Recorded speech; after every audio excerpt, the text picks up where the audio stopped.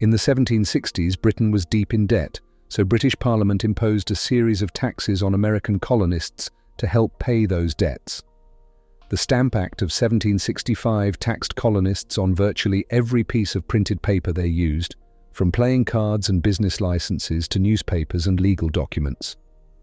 The Townshend Acts of 1767 went a step further, taxing essentials such as paint, paper, glass, lead, and tea. The British government felt the taxes were fair since much of its debt was earned fighting wars on the colonists' behalf. The colonists, however, disagreed. They were furious at being taxed without having any representation in Parliament and felt it was wrong for Britain to impose taxes on them to gain revenue. Boston Massacre enrages colonists. On March 5, 1770, a street brawl happened in Boston between American colonists and British soldiers. Later known as the Boston Massacre, the fight began after an unruly group of colonists, frustrated with the presence of British soldiers in their streets, flung snowballs, ice and oyster shells at a British sentinel guarding the Boston Customs House. Reinforcements arrived and opened fire on the mob, killing 5 colonists and wounding 6.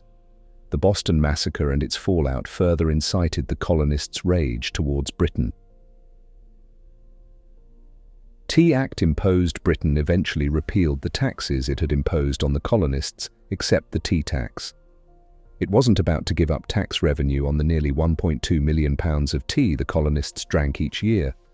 In protest, the colonists boycotted tea sold by British East India Company and smuggled in Dutch tea, leaving British East India Company with millions of pounds of surplus tea and facing bankruptcy. In May 1773, British Parliament passed the Tea Act, which allowed British East India Company to sell tea to the colonies duty-free and much cheaper than other tea companies, but still taxed the tea when it reached colonial ports. Tea smuggling in the colonies increased, although the cost of the smuggled tea soon surpassed that of tea from British East India Company with the added tea tax.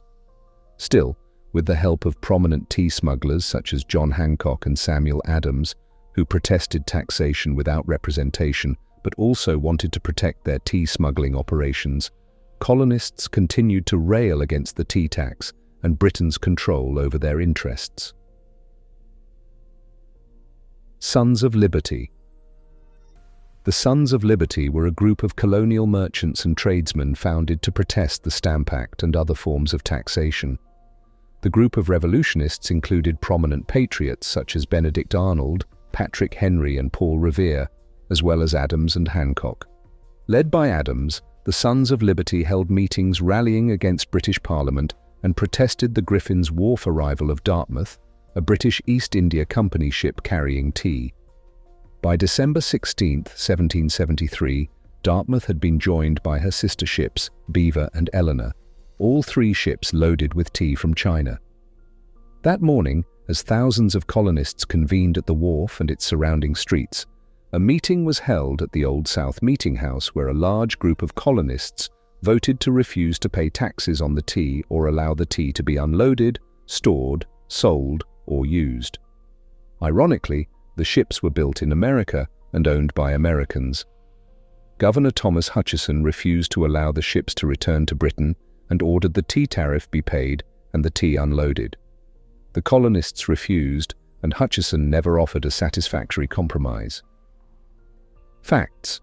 What happened at the Boston Tea Party that night?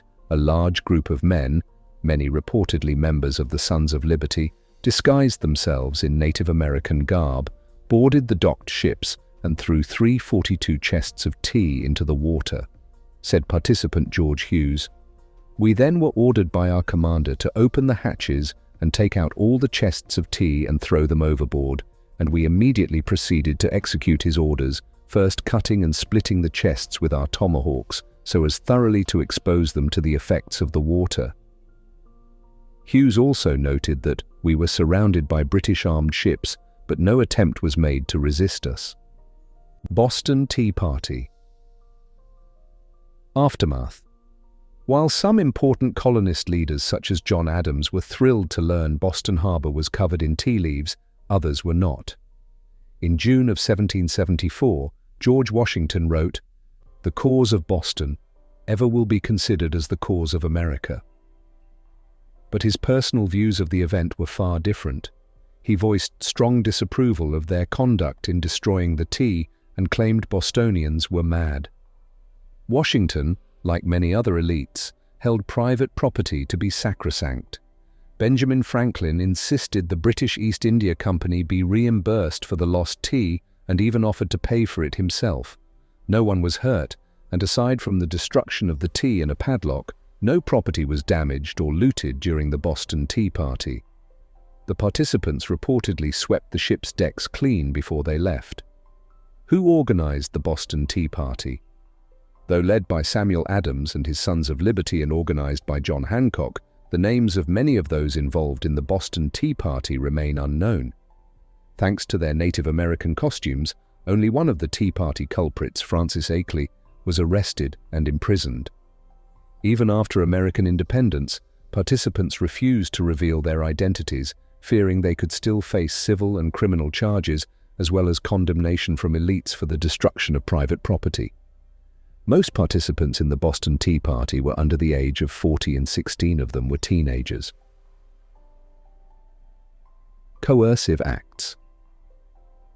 But despite the lack of violence, the Boston Tea Party didn't go unanswered by King George III and British Parliament. In retribution, they passed the Coercive Acts, later known as the Intolerable Acts, which closed Boston Harbor until the tea lost in the Boston Tea Party was paid for, ended the Massachusetts Constitution, and ended free elections of town officials, moved judicial authority to Britain and British judges, basically creating martial law in Massachusetts, required colonists to quarter British troops on demand, extended freedom of worship to French Canadian Catholics under British rule, which angered the mostly Protestant colonists. Britain hoped the Coercive Acts would squelch rebellion in New England and keep the remaining colonies from uniting, but the opposite happened.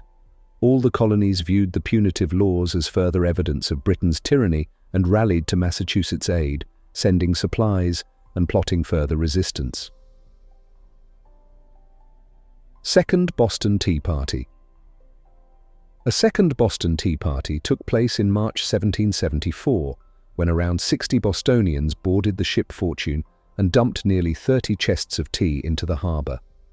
The event didn't earn nearly as much notoriety as the first Boston Tea Party, but it did encourage other tea dumping demonstrations in Maryland, New York, and South Carolina.